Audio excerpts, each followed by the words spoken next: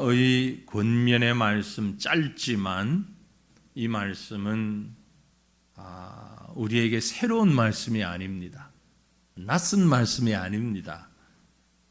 이미 다 알고 있는 것을 다시 한번 생각나게 하고 다시 한번 우리를 겸손하게 하고 다시 한번 그 성도들이 넘어지지 않도록 흔들리지 않도록 특별히 악한 자들의 생각과 이념과 사상, 우상 숭배하는 자들, 특별히 이단자들, 또 행음하는 자들, 그들에게 대하여서 하나님의 심판 이러한 것들을 구약과 여러 역사들을 조금 인용하면서 강하게 말씀하고 있는 거죠.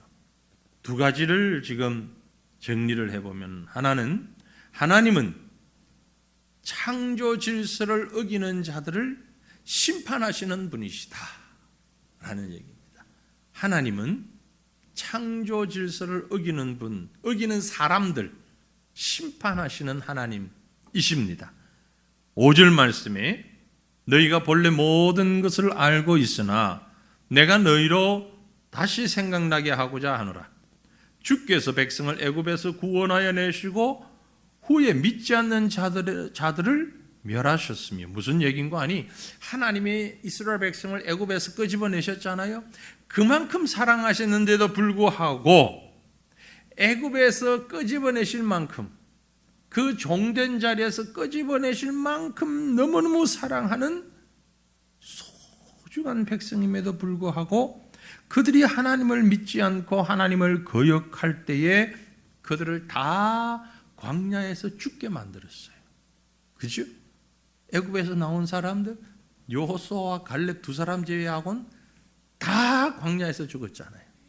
그래서 제가 예전에 말씀드렸죠. 광야 40년 동안 이스라엘 백성이 제일 많이 한 게 뭐다? 장례식이다. 제일 많이 한 게 장례식이다.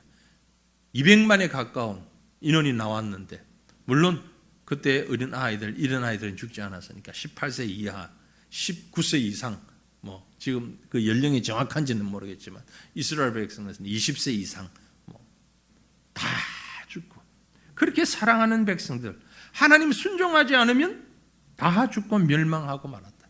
내가 하나님을 잘 믿으니까 하나님이 나를 사랑하시는 건 괜찮을 거야. 하나님을 뒷배로 생각하지 말라는 얘기입니다. 순종하지 않으면 하나님은 심판하신다. 6절 말씀에 또 자기 지위를 지키지 아니하고 자기 처소를 떠난 천사들을 그날의 심판까지 영원한 결박으로 흑암에 가두셨으며, 누구죠? 천사는 하나님이 만드신 영적 피조물입니다. 인간은 하나님의 형상을 따라 만든 육적 피조물이고 영과 육이 함께 있는 피조물이고, 천사는 영이 있는 피조물이에요. 하나님의 일을 시키기 위하여서 만든 하나님의 신복, 하나님의 일꾼, 그런데 불순종하고 악한 영이 된 사탄을 우리가 합니다. 바로 그 사탄에 관한 얘기입니다. 하나님의 피조물이며 하나님을 섬기는 임무를 부여받은 천사라고 할지라도 자기 처소를 떠난 천사들은, 본분을 잃어버린 천사들은 하나님 용서하지 아니하신다. 피조물로서의 위치를 지키지 아니하고 타락했을 때 하나님은 그들을 심판하신다. 디모데전서 3장 6절에 마귀의 죄는 무슨 죄다? 교만이다.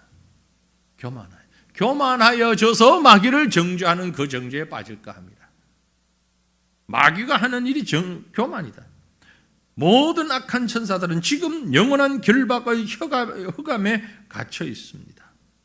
타락한 천사들을 벌하셨듯이 사람뿐만이 아니고 천사들도 하나님께서는 지옥에 심판하신다.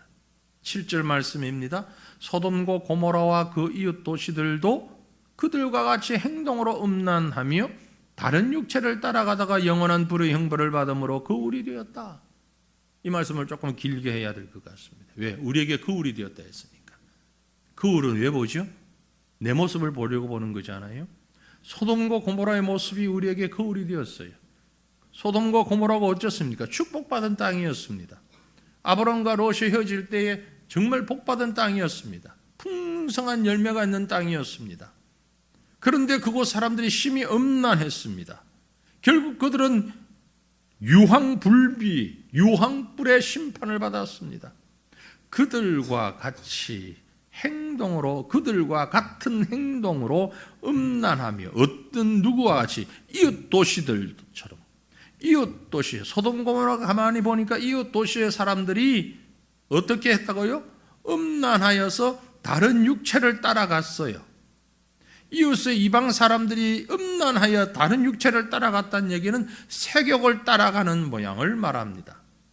정상적인 남녀 관계를, 하나님이 만드신 남자와 여자, 하나님이 그렇게 피조물의 창조 질서를 세워놓으셨는데 한 남자와 한 여자가 결혼을 하여서 가정을 이루도록 창조 질서를 세워놓으셨는데 이걸 다 깨뜨려 버렸던 것이 소돔 고모라 성 이웃에 있는 나라들이었고, 그걸 보고 한술 더 떠서 발전시키고 더 크게 만든 것이 소돔 고모라 성 사람들이었습니다.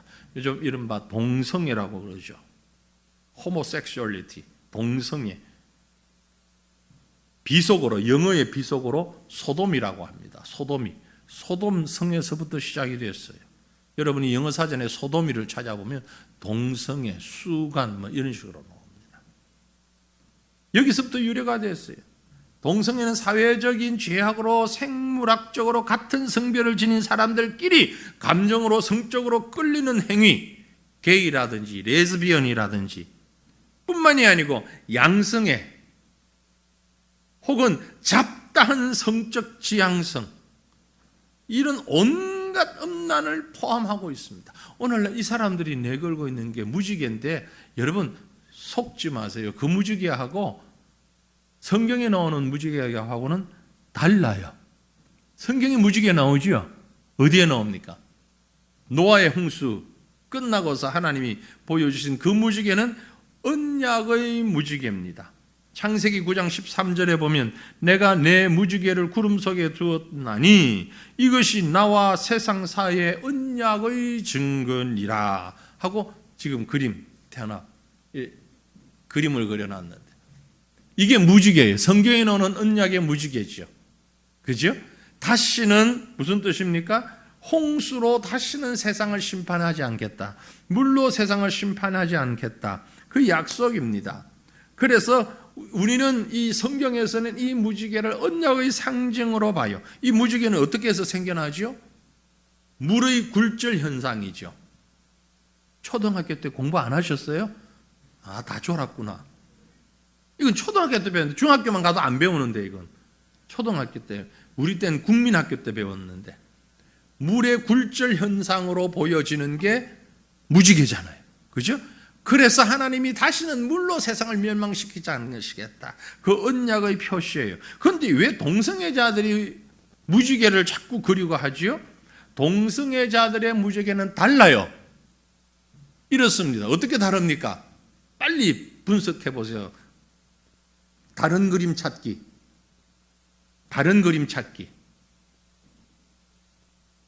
뭐가 달라요? 물론 사람도, 이거까지, 이건 조금 있다가. 여기까지, 먼저. 무지개는 색깔이 몇 개예요? 그건 배웠네. 뭐죠? 빨주노초, 파남보. 이거 모르는 사람 있으면 손 들어봐요. 7가지죠. 동성애자들의 무지개는 몇 가지? 색깔이? 6가지. 뭐가 빠졌어요? 남색이 빠졌어요. 자세히 보세요. 동성애자들의 무지개는 6가지예요. 색깔이. 성경의 언약의 무지개는 7가지. 그러니까 이 친구들이 이거 안 되겠다. 이 6가지 무지개는 뭘 상징하냐면은 여러분 동성애자들이 주장하는 LGBT라는 말 들어보셨나요? LGBT 줄임말입니다. 레즈비언, 게이, 양성애자, 트랜스젠더, LGBT. 거기에다가 성소수자의 다양성을 나타낸다 그래가지고는 6가지로. 이걸 누가 만들었냐면은 1978년도에, 그리 오래되지 않았는데 1978년도에 미국의 성소수자 인권운동가라고 하는 또 예술가라고 하는 길버트 베이커라는 사람이 성적 다양성을 상징하는 깃발을 만든 게 이거였어요.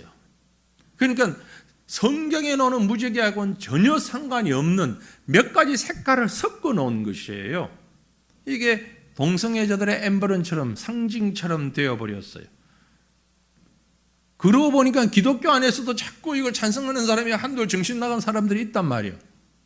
그리고 기독교의 무지개하고 언약의 무지개하고 섞어 놓으니까 최근에 이제 띄워졌어요. 최근에는 이런 희한한 무지개도 아닌 걸 몇 가지 색깔? 8가지를 했어요.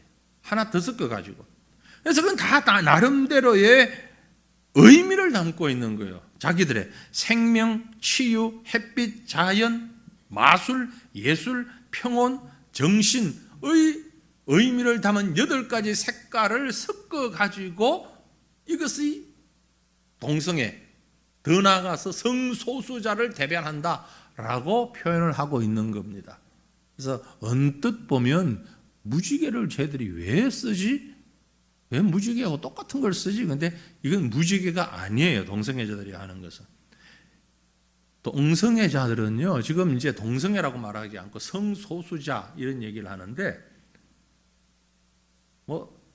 다른 이번에 대구 시장이 다른 말은 아주 잘못된 얘기했어요. 이슬람 사원 짓는데 그 부분에 대해서는 정말 무식한 말을 했는데, 동성애자라고 대구에서 또 부딪혔잖아요. 그때는 아주 또 그 사람 다운 사이다 표현했더라고요. 1%도 안 되는 성소수자의 인권을 생각하다가 99% 넘는 다수의 인권은 다 어디 갔냐? 그런 얘기를 했어요. 아주 그때는 속이 시원했는데. 이건요, 한마디로 얘기하면 하나님 앞에서 성적인 타락입니다. 단순히 남자, 여자 같은 성별끼리 이런 얘기가 아니에요. 현재 우리나라에서 주장하고 있는 사람들의 성 종류는 48가지예요. 우린 2가지로만 생각하잖아요. 남성, 여성. 근데 이 사람들은 48가지를 생각해요. 또 거기에서 계속 더 세분화하면 100가지가 넘어요. 수백 가지의 성을 표현하고 있어요. 심지어 별의별 입에 담을 수조차 없는 이것도 성적 지향이다. 그렇게 이야기를 하고, 이건 하나님 앞에서 가증함을 넘어선 죄악입니다. 성경은 분명히, 누가 성경에 그런 말이 없다고 그랬나요? 동성애가 성경에 찬성한다고 누가 그런 엉뚱한 소리를 했어요? 분명히 성경이 얘기했습니다. 레위기 18장 22절에 너는 여자와 동침함 같이 남자와 동침하지 말라. 이는 가증한 일이라 그랬어요. 가증한 일이다. 이단자들은 음란한 죄 때문에 소돔 고모라 백성들과 같은 심판을 받을 수밖에 없었습니다. 소돔 고모라 성 사람들이 그 주변 사람들을 보고 이걸 따라하기 시작했는데 도가 더 지나쳤어요. 그래서 8절에 이런 표현이 있습니다. 그러한데 꿈꾸는 이 사람들도 그와 같이 육체를 더럽히며 귀신을 업신여기며 영광을 비방하는도다. 꿈꾸는 이 사람들, 이 말씀이 뭘까? 내가 종일 고민을 좀 해서 묵상을 해보면서 왜 꿈꾸는 사람들이라고 했을까? 사람들의 눈에 보이는 얄팍한 방법으로 하나님을 속일 수 있을 것이라고 꿈꾸는 사람들. 하나님이 남자 여자 만드신 것 아니야? 그렇게 생각하는 사람. 이 꿈꾸는 사람들은요, 곧 무슨 뜻인고 하니까 잡다한, 아까 제가 말씀드린 48가지 성이 있다고 생각하는 그런 성적 타락을 내용으로 하는 이단자들을 표현하는 말이에요. 그 꿈꾸는 이단자들은 꿈으로 하나님과 교통하고 있다고 착각하고 있는 거예요. 마치 자신들이 하나님의 뜻을 잘 이해하는 것처럼 주장합니다. 그러나 실상 그들은 하나님의 종도 아니고 마귀의 종이에요. 육체를 더럽히는 자들은 음란할 뿐만이 아니라 하나님의 권위를 업신여기면서 영광을 회방합니다. 뭐 지금 전국 각지에서 외국에서도 동성애 프레이드, 자기들은 축제라고 얘기하는데 하는 꼴을 한번 보세요. 곱게 신사적으로 예를 들어서 우리는 남자도 남자가 좋다, 여자도 여자가 좋다, 뭐 이렇게 시위하는 정도라면 뭐 나름대로 그렇게 또 말을 할 수 있겠다 싶어요. 그런데 그들이 하는 곳을 가보진 않았지만 여러 가지 매스컴을 통해서 보게 되면 음란하기 짝이 없잖아요. 그런 행동들을 하잖아요. 왜 그럴까? 저는 일종의 황홀경, 카타르시스라고 그러죠. 법을 초월한 무질서, 무개념, 가장 쉽게 무질서, 무개념으로 빠져들어가는 모습들 여러분 가운데는 없지만 주변에 가끔 볼 수는 있겠죠. 세상 말로 술이 떡이 돼버린 사람, 혹은 마약에 취한 사람, 영화 같은 데 보면 마약에 취하거나 술을 너무 많이 먹어서 자기를 잃어버리고 있는 사람, 혼자 신나잖아요. 혼자 행복하잖아요. 자기가 왕이잖아요. 길가에 가만히 서 있는 전봇대도 치면서 막 욕을 하잖아요. 여기 왜 서 있냐고 막. 자기가 최고의 신이야. 자기 위에는 아무도 없어. 마치 자기가 하나님이 된 것 같은 꿈속에 사는 사람들이, 꿈꾸는 사람들이 바로 그렇게 꿈꾸는 사람이에요. 요셉처럼 꾸는 꿈이 아니고 질서와 개념과 이성을 이탈한, 그래서 스스로 하나님이 된 듯한 착각 카타르시스에 빠져있는 성적인 타락과 이단자들이 만나는 점이 바로 그런 점입니다. 공통점이. 권위와 영광은 하나님께서 교회에 주신, 성도에게 주신 합법적 권위를 지킬 때 있는데, 이단자들은 이런 교회의 합법적 권위 칠이 복종하지 않습니다. 성적으로 물러난 자들도 그런 하나님의 질서를 복종하지 않습니다. 하나님 위에 군림하려고 하는 심산이 깔려 있는 겁니다. 그게 바로 하나님께서 심판하실 대상자들입니다. 또 한 가지, 두 번째로 보면 하나님은 잘못된 길을 가는 자들을 심판하십니다. 앞에서는 성적 문란한 자를 얘기했다면, 두 번째는 하나님의 진리를 반대하는 자를 얘기하는 거예요. 11절 말씀에 화 있을진저 이 사람들이여 가인의 길에 행하였으며 삭설 위하여 발람의 어그러진 길로 몰려갔으며 고라의 패역을 따라 멸망을 받았도다. 중간에 있는 말들은 생략한 것이 좀 설명이 길고 복잡하기 때문에 제가 좀 뺐습니다. 외경을 언급해야 되고 하기 때문에. 여기 세 사람이 언급되고 있어요. 11절에 가인이 언급되고 있죠. 그들은 누구? 이단자들은, 진리를 거역하는 자들은 가인의 길을 가고 있습니다. 가인은 하나님께서 자기 제사를 받지 않고 동생인 아벨의 제사를 받으셨다는 이유 때문에 동생을 미워하고 동생을 죽였습니다. 이와 같이 이단자들의 마음속에는요, 하나님의 종들과 하나님의 성도들과 하나님을 진실로 사랑하는 하나님의 백성들에 대한 미움이 있어요. 우리 주변에 많은 이단들이 있습니다. 이 이단들은 우리 정통 교회를, 제대로 하나님 믿는 사람들을 아주 좋지 않게 봅니다. 아주 입에 담을 수 없는 욕을 하면서 우리의 신앙이 잘못되었다고 얘기들을 합니다. 둘째로 언급된 사람이 발람이 있습니다. 어그러진 길을 가고 있는 사람이에요. 하나님께서 모압 왕 발락의 요청대로 하나님의 그 사자들을 따라가지 말라고 말씀했는데, 물질적인 욕심 때문에 하나님의 명령을 거스렸다가 하나님께 큰 책망을 받은 사람이 발람이에요. 그걸 표현하고 있는 거예요. 이단자들은 세상을 사랑합니다. 하나님 말씀보다 세상을 너무 사랑합니다. 그 다음에 또 언급하고 있는 인물이 고라입니다. 고라의 패역을 따르고 있어요. 고라는 이스라엘 백성의 광야 시대에 하나님께서 지도자로 세우신 그들의 종 모세를, 다른 동료들과 함께 모세를 대적했어요. 하나님이 세우신 지도자를 대적하다가 큰 벌을 받아서 땅이 갈라지면서 산채로 땅이 삼켰다. 요즘 말로 지진이 나면서 고라가 서 있는 곳에 지진이 나면서 그 안에 묻혀서 혹은 싱크홀 같은 그런 현상이 벌어지면서 땅 속에 묻혀 죽어버린 심판받은 사람이 고라입니다. 이단자들은 하나님이 반드시 이렇게 심판하신다. 그걸 지금 경고하고 있는 거예요. 이어지는 12절 13절 같이 읽어보십시다. 그들은 기탄 없이 너희와 함께 먹으니 너희의 애찬의 암초요 자기 몸만 기르는 목자요 바람에 불려가는 물 없는 구름이요 죽고 또 죽어 뿌리까지 뽑힌 열매 없는 가을나무요 자기 수치의 거품을 뿜는 바다에 거친 물결이요 영원히 예비된 캄캄한 흑암으로 돌아갈 유리하는 별들이라.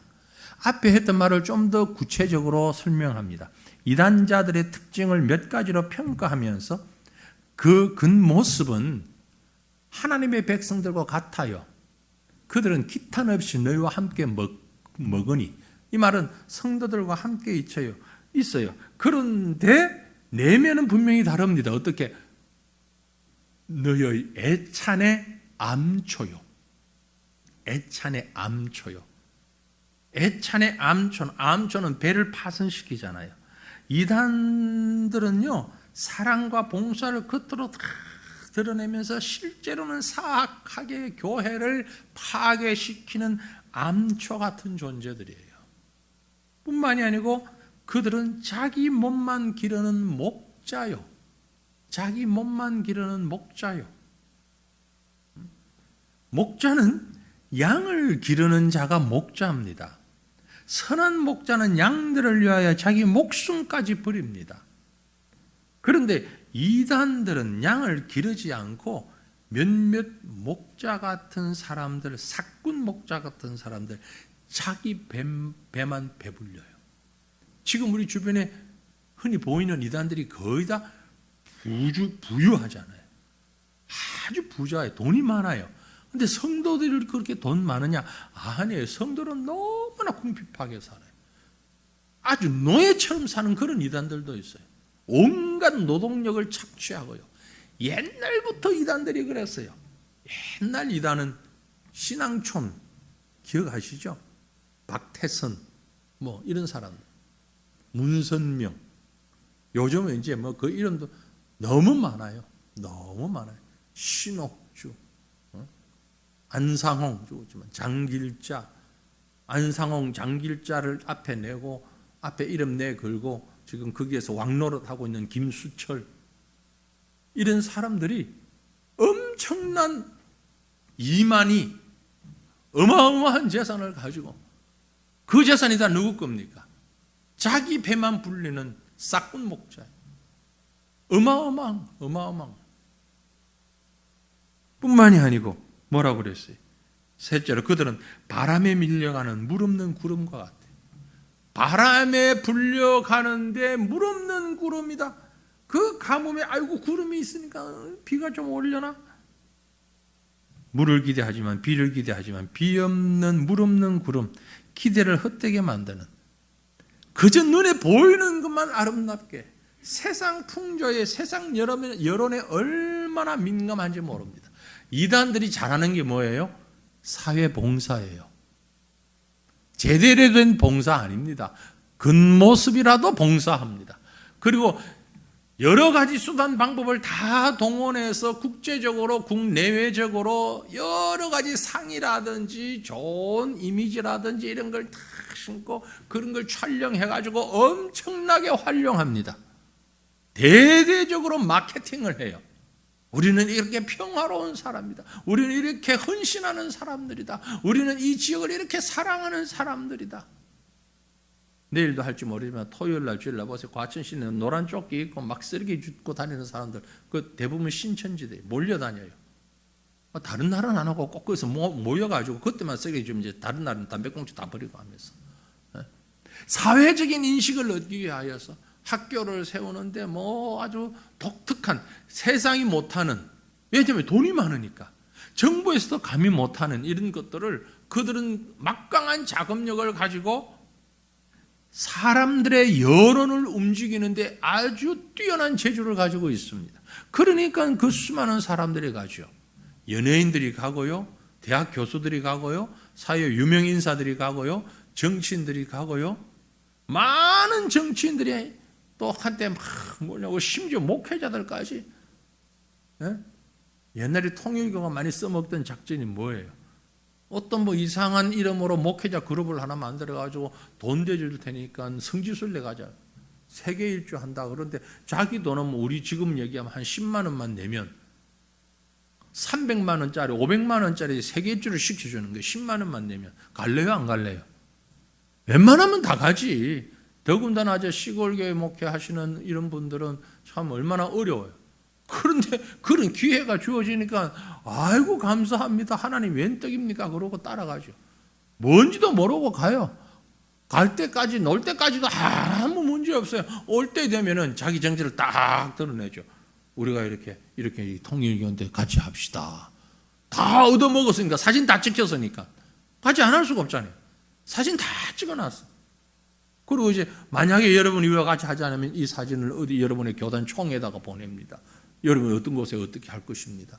위협을 하는 거죠. 그들은 네 번째로 죽고 또 죽어 뿌리까지 뽑힌 열매 없는 가을나무와 같은 거예요.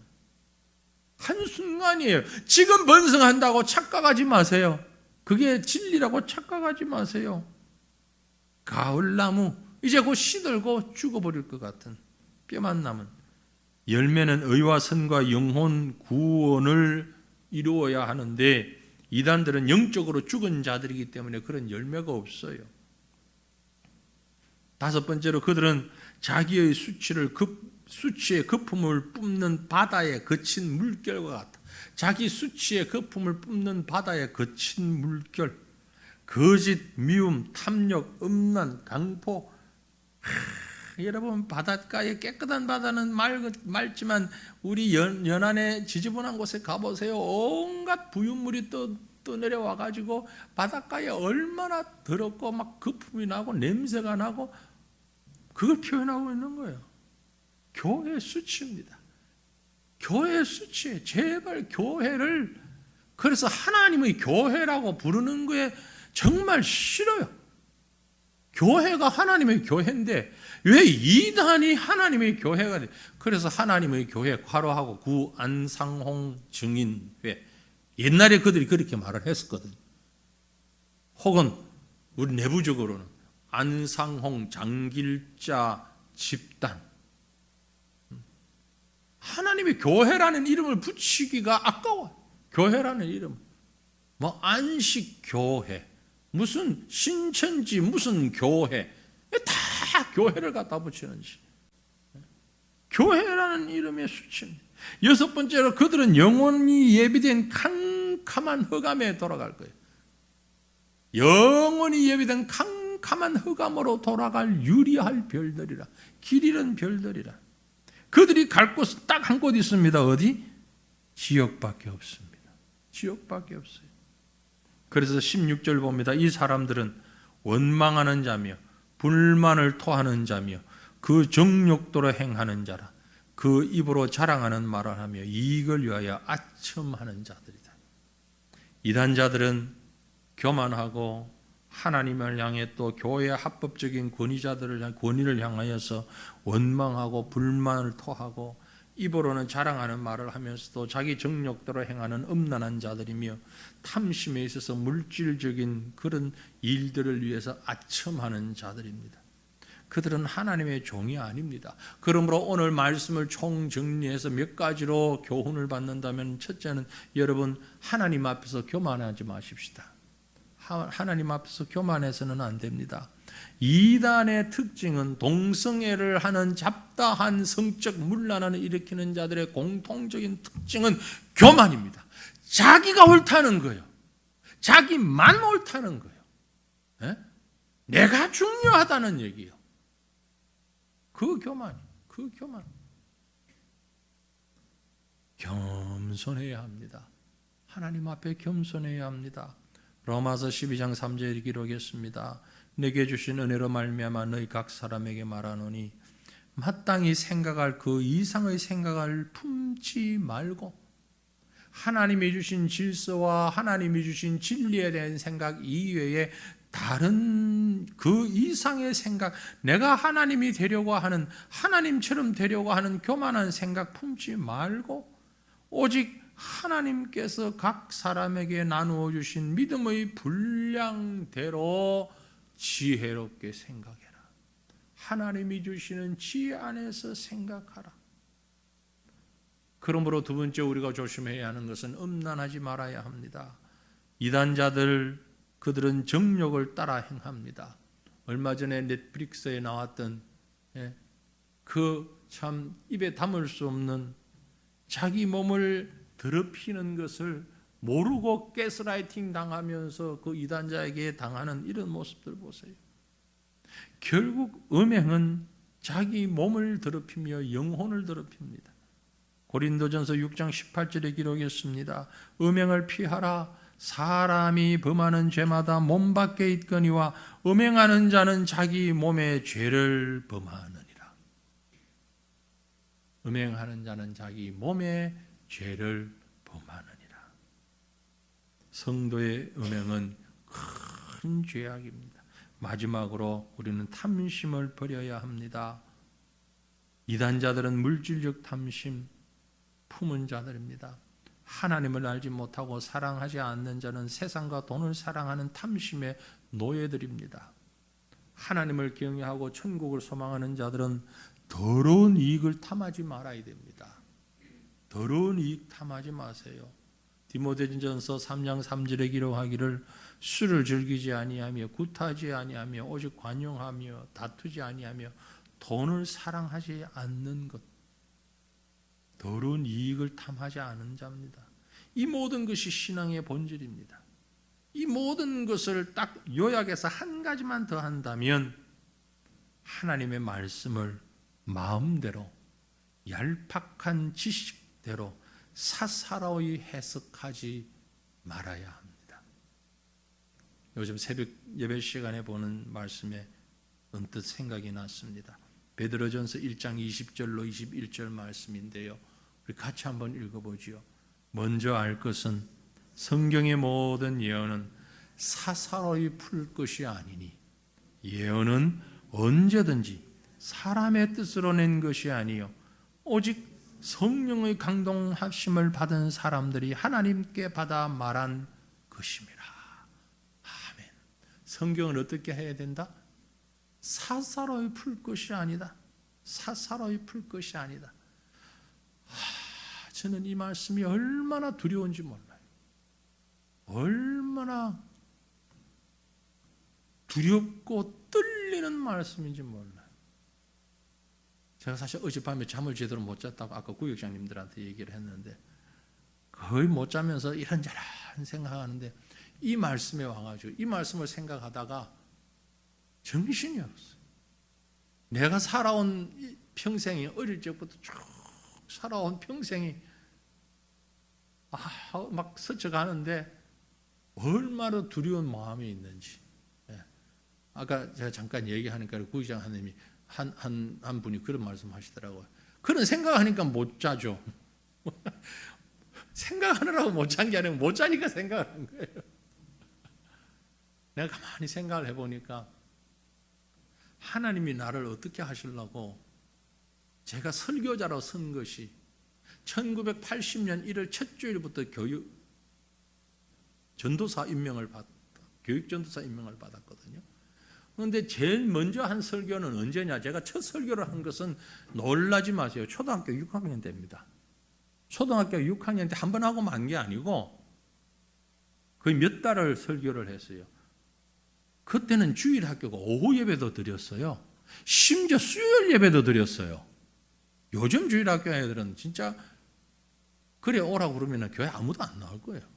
근데 오후 예배를 드리는데 교회 전도사님은 한 분밖에 안 계시니까 다 할 수가 없잖아. 오후 예배는 학생 자치회를 만들어 가지고 그때 6학년 때 설교를 뭘 했겠어요. 뭘 했는지도 모르지만 책을 사가지고 그걸 읽다시피 하면서 6학년 때 설교를 시작하고 생각해 보니까 제대로 된 설교를 제대로 됐다고는 할 수 없지만 대학 1학년 때 고등학교 때 하던 그 부산에 있던 아주 그 맘모스급의 고등학교 합창단이 3개가 있었어요. 그때 샬롬 합창단, 하나는 또 뭐 버니엘 합창단, 그리고 또 하나가 제가 있던 고교 SFC 합창단이라고. 그래서 부산시내 고등학교 학생들 다 동원해서 고교 SFC 고등학생들만, 근데 무슨 행사 때인데 하여튼 제가 그 고교 SFC에서 이제 성가 대장을 하다가 졸업을 하고 고신대학을 들어갔단 말이에요. 이름만 고신대학이지 사실은 음악과를 들어갔어요. 그런데 무슨 집회를 하는데 설교자가 안 온 거야. 근데 교역자가 아무도 없었어. 근데 바로 밑에 후배 녀석이 오더니 하는 말이, 선배님 설교 좀 하세요. 야, 내가 무슨 설교를 해? 내가 신학생도 아닌데. 아니 그래도 신학대학이라고 이름 붙은데 다니는 사람은 지금 선배 혼자밖에 없어. 학생 수 한 150명 고등학생들만 있는데 설교하래 갑자기. 그런데 또 뻔뻔이가 초등학교 6학년 때부터 있던 그 실력 설교했어. 그리고 병이 나가지고 대학 1학년을 휴학을 했어요. 1학기가 끝나기 전에 휴학하면 내년에 그 등록금이 살아있는다 이래가지고 휴학하고 있다가 그 하반기에는 모교회 가서 뭐 지휘도 하고 이러면서 좀 그러다 그 다음에 1학년을 다시 했는데 그때 합동측 교회, 지금도 이름이 생각나, 북성교회라고 합동측 교회에서 교육전도사로 임명을 받아. 교회는 한 5, 60명 된 것 같아요. 근데 교육전도사로 임명을 딱 받고 목사님 혼자 계셨는데 교육전도사 임명 받고 3월인가 되니까 목사님이 40일 금식기도 한다 그러면서 산으로 가버리셨네. 아니 햇병아리도 아직 태어나지도 않은 햇병아리 놔두고 가버리시니까 어떻게 또 감당해야지. 뭐 이러면서 하여튼 설교를 해왔으니까 지금 40년이 넘었잖아요. 제가 몇 살까지 살지 모르지만 지금 벌써 살아온 시간들 가운데 3분의 2는 설교자로 살아왔거든요. 벌써 전체 이제 갓난아기부터. 그래서 더 길어지면 이제 뭐 4분의 3이 되든지 하여튼 많은 순간을 설교자로 살 텐데, 그래서 제가 아침에 말씀드리려다가 안 드리는 게 뭐냐면, 언젠가는 내가 주님 앞에 가게 되면 사람들이 뭐 비석을 세우든지 뭘 하든지 하여튼 글을 쓰고 절을 딱 한마디로 요약할 때, 제가 아침에 왜 얘기 안 했는 거니까 가만히 보니까 다 나보다 먼저 갈 사람들이 많아가지고 얘기해봐야 헛일일 것 같고, 나중 가는 사람들은 그때쯤 되면 또 정신이 없어가지고 무슨 말 했는지 모를 것 같아가지고 오늘 저녁에는 그때 낮에보다는 조금 저보다 늦게 가실 분들이 있을 것 같아가지고. 어디요? 천국에. 우리 어디 갑니까? 천국까지. 얼마나 좋아요. 천국 갈 때 저보다 늦게 가는 분이 계시거들랑 그때 제 비석에 이렇게 좀 써달라고. 그게 제가 어젯밤에 잠을 못 자면서 하나님 앞에 너무 송구하고 그래서 생각을 한 거예요. 하나님, 다음에 내가 세상에 없어졌을 때에 내 이름 앞에든 뒤에든 옆에든 하여튼 내 이름을 얘기할 때에 말씀을 하나님의 뜻대로 설교하려고 애쓰던 사람, 그렇게 써주면 좋겠다. 기억했어요? 또 잊어버린다는 게 필요 없어. 이제 연세 드신 분들은 저를 포함해서 이 세대는 말해봐야 잘 몰라. 그래서 제가 우리 초등학생들한테 가서 얘기하면 걔들이 제일 잘 기억할 것 같아가지고 언제 기회가 되면 거기 가서 얘기하게. 말씀을 하나님의 뜻대로 설교하려고 애쓰던 사람이다. 이 평을 들으면 제일 좋을 것 같아. 최선을 다한 사람, 이건 내가 너무 교만한 것 같고, 내가 너무 최선이라는 말을 하기에는 교만한 것 같고, 말씀을 하나님의 뜻대로 설교하려고 발부둥 쳤다? 그것도 조금 그시하고 애쓰던 사람. 뭐 애쓰는데 잘 안 될 수도 있고, 제가 자신이 없어요. 죽을 때까지 설교를 하겠지만 이 성경 말씀은 사사로이 푼 말씀. 제가 왜 이 생각을 했냐면 바로 이 베드로후서 이 말씀 때문에, 베드로전서 1장 20절 때문에. 하나님의 말씀은, 성경의 모든 예언은 사사로이 풀 것이 아니다. 내가 신학을 조금 안다고, 신학 공부 좀 했다고, 옛날에 설교 좀 했다고, 성경 좀 읽었다고, 원어 조금 알고 다른 번역서 좀 본다고 쉽게 해석하고 사사롭게 풀 게 아닌데 왜 이단들이 이렇게 많으냐? 말도 아닌 소리.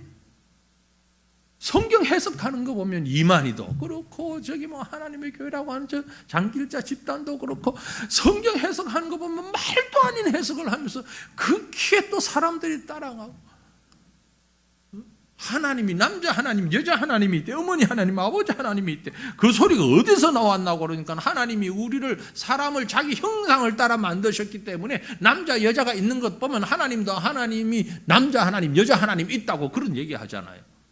에? 이 무식한 사람들 히브리어 문법에 우리라는 말은 강세 복수란 말이야. 단수가 아니고 복수일 때에 그 우리라는 말은 강세 복수. 우리 많이 쓰잖아요. 우리 집, 우리 남편, 우리 아내. 남편이 왜 우리 남편이요? 자기 남편이지. 그런데 우리는 내 남편이기 때문에 강조해서 우리 남편이라고 하잖아. 그래 해요 안 해요? 우리 아내, 우리 남편.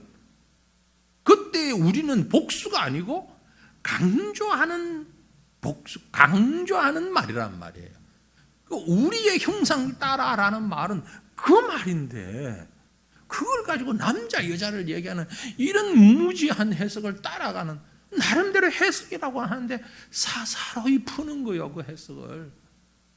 계시록에 나오는 백마탄 자 그러니까 이만희가 맨날 흰만 말 타고 자기가 재림예수라고 얘기한단 말이에요.